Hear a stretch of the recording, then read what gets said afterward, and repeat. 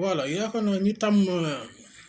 seetaan sama vidéo su ma jóolee am na suñu mës a dégg un jour ma ci tudd Abdou Nguer naan ko say contact boo ci mënee boo ci boo mën a def tout ba mu am ko nga def ko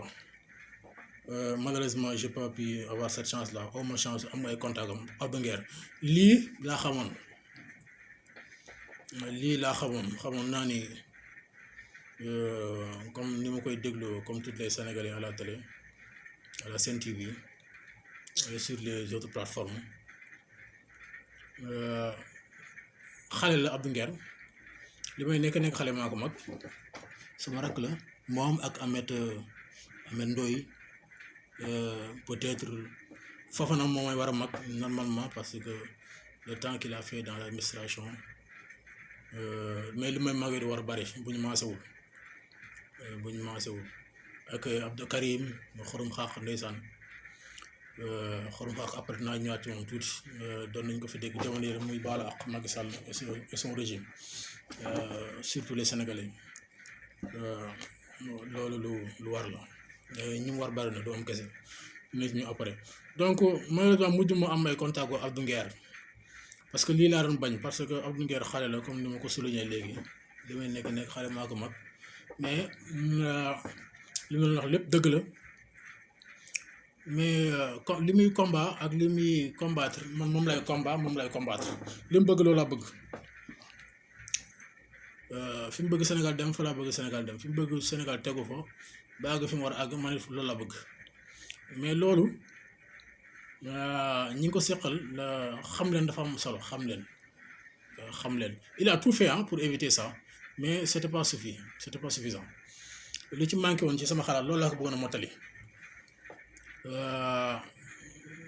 malheureusement voilà il a tombé dans ce piège là yaakaar naa sax man bi ñu ko jàppee sax dama ci waxtaan ak sama benn copain ma ne ko pourtant mënoon nañu ko jàppee ci yeneen yu gënoon a flagrant mais voilà nguur gi ak cuunam defuñu ko même bu fekkente ne du yoon gis nga ci liñ ko jàppee loo xamee du tus loo xamante ne bii voilà ñëpp a waaru ci yàlla mais voilà qu'est-ce qui se passe au Sénégal lu xew li xew du jàmm waaw li xew na mooy il est trop jeune avec sa fougue de jeunesse dëgg Sénégalais bëggul dëgg ku koy neexal ak ku koy jaay ak ku koy rey la xam man ak Abdou Nguer côté boobu yàlla dafa dogal ñun meluñu noonu ñun ca digg ba la ñuy jaar teg ko ci respect ak teggin avec toute la politesse qu'il faut pas d'arrogance Abdou Nguer n'est pas arrogant moi aussi pareil ba ma déglu mooy ak sama tàng dënn ak sama tàng diine moi je ne suis pas arrogant parce que on m'a pas éduqué comme ça donc je peux pas être quelqu'un d'arrogant mais mes convictions et ma vision ak sama gëm-gëm dama koy défendre ba mat surtout Sénégal nga xamante ni bii li ma jaral fi mu ne nii ëpp na loolu je me pose la question dama ne man sama àdduna le reste de ma vie dootuma noppalooti des naa ci waxtaan ak samay xarit un jour mu déposé ma ci otom di ma déposé dafa reeboon sonn ndeysaan ma ne ko man moom yàlla dafa ma natt rek mooy c'est fini di des sama àdduna dootuma noppalooti mukk ci àdduna parce que boo jegee taxaw temm ngir défendre sa réew mu jaral lu ne mooy noppalu ak noflaay wàcc na la c'est fini voilà vous êtes foutu donc ñoom ngeen ko gisee ngeen ñaanal ma rek moom comme je suis déjà foutu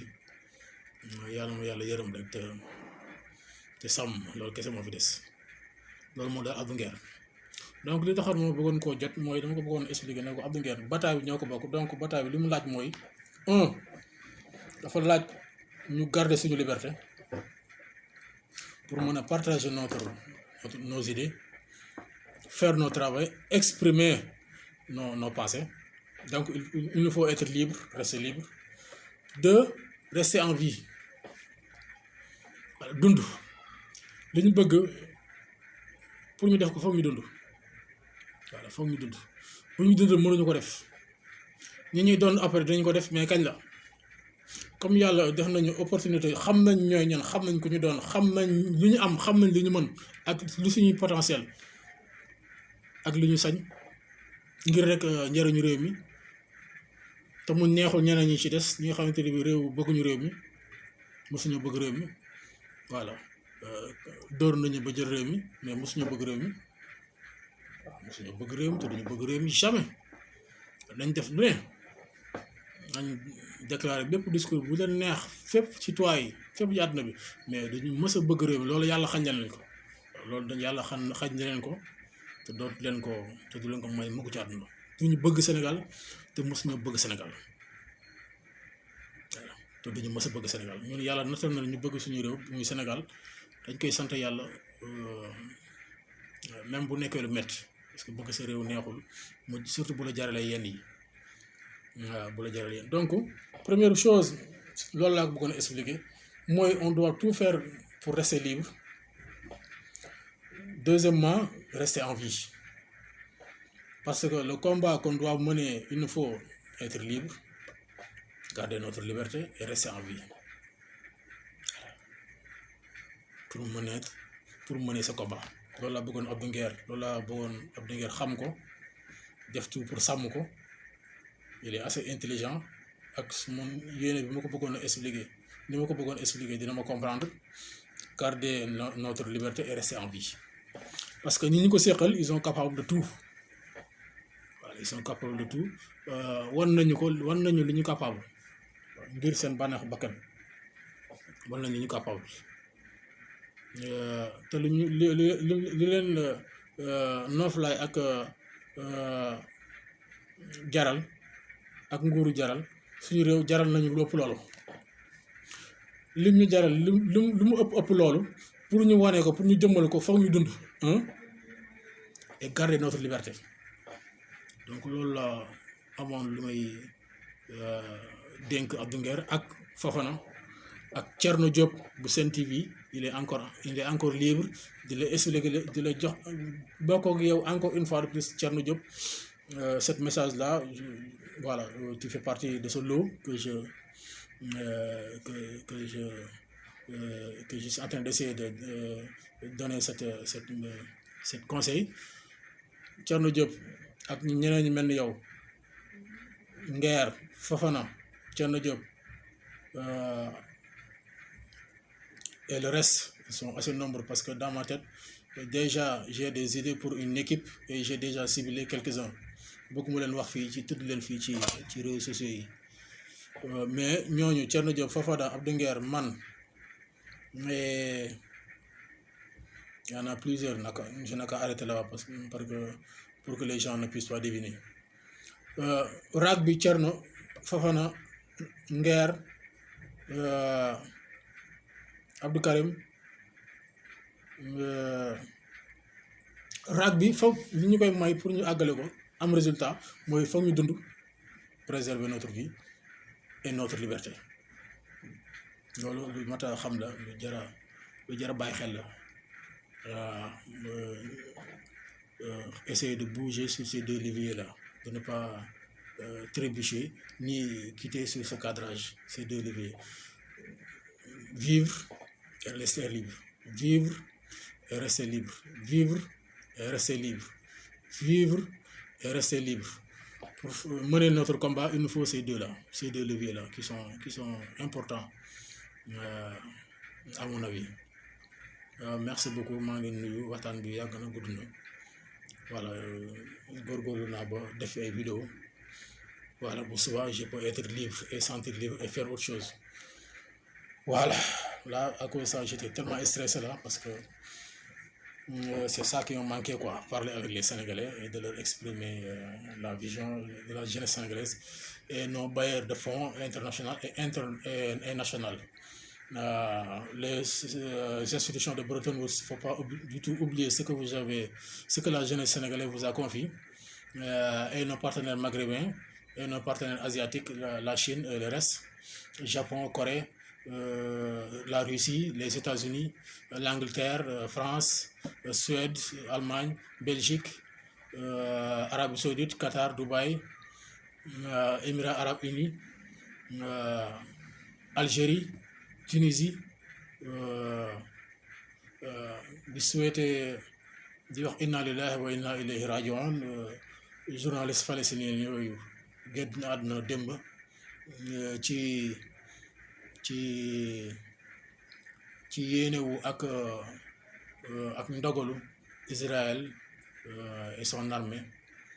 qui est une armée de terroristes, l'armée israélienne, l'État israélien qui est un État de terroristes lui aussi. Et malheureusement, on va en venir prochaine fois. dinaa ci def ay vidéo waxtaanaat ci parce que liñ ci war a bari na parce que pression bi international war a am ci Israël dama sentir dafa xaw a baissé ci dernier jours yi te il ne devrait pas se passer comme ça si on veut que la guerre cesse en Palestine. Je vais en revenir encore, remercier les